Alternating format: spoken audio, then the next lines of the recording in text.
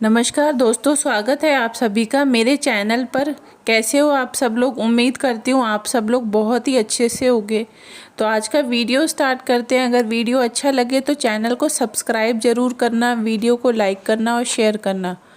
तो जैसा कि आप सभी लोगों को पता है कि आज अहोई अष्टमी का व्रत है, तो आप सभी को व्रत की बहुत बहुत शुभकामनाएं और सभी के बच्चों की लंबी उम्र हो और सभी के बच्चे बहुत ज़्यादा खुश रहें। तो आप लोगों को पता है कि प्रीतो ने भी आज व्रत रखा है और जिस तरीके से प्रीतो बहुत ज़्यादा खुश है इस व्रत को लेकर, लेकिन बहुत सारे लोगों के नेगेटिव कमेंट्स भी आ रहे हैं कि प्रीतो तुम व्रत रख रही हो, अच्छी बात है, रखना चाहिए, बच्चे की लंबी उम्र के लिए, बच्चे की खुशी के लिए तुम व्रत रख रही हो और हर माँ को रखना चाहिए। ये बहुत ही अच्छी बात है कि प्रीतो ने भी व्रत रखा। करवा चौथ का व्रत नहीं रखा था, उसके पीछे के जो भी कारण थे वो भी सारे मैंने आप लोगों को अपनी वीडियोस में बताए थे कि आखिर ऐसी क्या बात थी कि प्रीतो ने बिल्कुल मन बना लिया था कि उसको करवा चौथ का व्रत नहीं रखना था और उसने ना ही रखा। अब बात जब अहोई अष्टमी के व्रत की आई थी तो वो बहुत ज़्यादा खुश है इस चीज़ के लिए कि वो आज व्रत रख रही है। लेकिन एक बात ये समझ में नहीं आ रही प्रीतो आपकी कि आप जितना खुश हो इस व्रत को लेके, बच्चे को लेके, कभी आपने ये सोचा कि वो बच्चा आपको किसकी वजह से मिला? अगर आपकी शादी ही ना हुई होती तो क्या वो बच्चा आपके पास होता? नहीं होता। तो बच्चा किसकी वजह से आपको मिला? बच्चा किसका वंश है, किससे वो जुड़ा हुआ है बच्चा, और उस बच्चे को उसकी ज़रूरत भी है। आप उस चीज़ के बारे में 1% भी नहीं सोचते हो। आप अपने घर वालों का गुणगान करने से बिल्कुल भी पीछे नहीं रहते हो। अगर बहन आपके लिए 1% भी कर देती है तो आप उसकी 1000 बार तारीफ़ करते हो उसको खुश करने के लिए।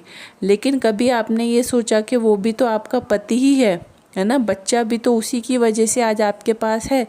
वो खुशी, एक माँ बनने की जो खुशी आपको मिली है वो तो आपको आपके पति से ही मिली है।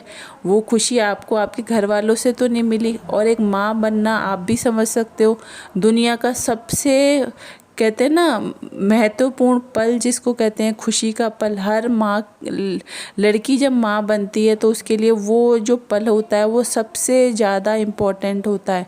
तो वही चीज़ आपके साथ हुई है कि आपको इतना इम्पोर्टेंट पल जो मिला अपनी लाइफ के में, तो वो भी आपको आपके पति की वजह से ही मिला। लेकिन आपने 1% भी उसके बारे में आप कोई बात नहीं करते हो। आप व्रत रख रहे हो, अच्छी बात है, आप बच्चे के लिए सोच रहे हो, ठीक है, लेकिन थोड़ा सा तो आपको और भी चीज़ों के बारे में सोचना चाहिए कि अगर आपके घर वाले अगर आपके साथ कुछ गलती कर दें या कुछ कह दें आपको, तो क्या आप उनको भी छोड़ दोगे? नहीं छोड़ोगे ना। आपकी बहन आपको इतना कुछ बोल देती है लेकिन आप उसकी बातों को सुनकर भी इग्नोर कर देते हो, इस तरीके से कर देते हो कि आपने सुना ही नहीं, है ना? बुरा लगता है आपको, आप खुद भी समझते हो इस चीज़ को, लेकिन आप ये सोचते हो कि चलो कोई बात नहीं, बहन है, माफ़ कर दो, है ना? लेकिन अगर बात आपके पति की आ जाती है यहीं पर, तो आप अपने पति की बातों को थोड़ा सा भी इग्नोर नहीं करते हो। आप वहाँ पर बिल्कुल हर चीज़ को इतना ज़्यादा माइंड कर लेना। ससुराल में जिस तरीके से आप रहते थे और जो भी आप लोगों की कंडीशन थी उस टाइम पर, अगर आपने जो चीज़ें आप यहाँ पर कर रहे हो अपनी बहन और जीजा के साथ, अगर यही चीज़ें तुमने वहाँ पे ससुराल में कर ली होती कि कुछ चीज़ों को नज़रअंदाज कर दिया होता, तो हो सकता है चीज़ें इतनी ख़राब ना होती और तुम अच्छे से वहाँ पर रह रही होती। लेकिन तुमने वहाँ की छोटी छोटी बातों का इतना ज़्यादा इशू बना दिया कि ऐसा हुआ, मेरे साथ वैसा हुआ, मैं वहाँ जी नहीं पा रही थी, मुझे परेशान किया जा रहा था। तो इस तरीके की बहुत सारी बातें हुई हैं तुम्हारे साथ। लेकिन अगर तुमने उसी टाइम पर थोड़ा सा वहाँ पे भी एडजस्टमेंट करने की कोशिश की होती तो आज सब चीज़ें इतनी अच्छी होती, तुम भी खुश होती। क्योंकि आज तो तुम कहती हो कि तुम बहुत ज़्यादा टेंशन में हो, उन टेंशन को तुम अपने माइंड पे नहीं लेना चाहती। ठीक है, वो तुम अपने आप को मजबूत कर रही हो, अच्छी बात है, करना भी चाहिए, क्योंकि सिचुएशन जब ऐसी आ जाती है तो इंसान को अपने आप को मजबूत भी होना पड़ता है। लेकिन बात अगर ये की जाए कि तुमने जो चीज़ें आज तुम सहन कर रही हो अपनी बहन की और बाकी और लोगों की, तो अगर ये चीज़ें तुमने वहाँ पर भी सहन कर ली होती जहाँ पे तुम्हें सहन करने की सबसे ज़्यादा ज़रूरत थी, तो हो सकता है चीज़ें इतनी ख़राब ना होती और आज जो आप लोगों की कंडीशन तलाक तक पहुँच गई है वो कंडीशन ना हुई होती।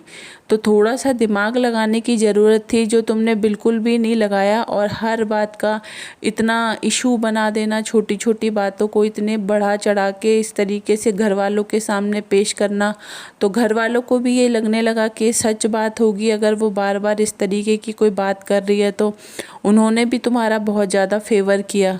इसीलिए आज ये कंडीशन हो गई है तुम्हारी कि तुम उन चीज़ों को समझ नहीं पा रही हो जो तुमने गलतियाँ की हैं। क्योंकि अभी तुम्हें ये चीज़ें नहीं समझ में आ रही, लेकिन आने वाले टाइम में जब बच्चा धीरे धीरे करके बड़ा होगा तब तुम्हें समझ में आएंगी कि काफ़ी सारी गलतियां तुमने प्रीतो कर दी हैं। और उस टाइम पर हो सकता है ये टाइम जो अभी चल रहा है ये टाइम वापस ना आए, क्योंकि एक बार जो टाइम निकल जाता है उसके बाद वो वापस नहीं आता। उसके बाद कहीं ऐसा ना हो जाए कि तुमको बहुत ज़्यादा पछतावा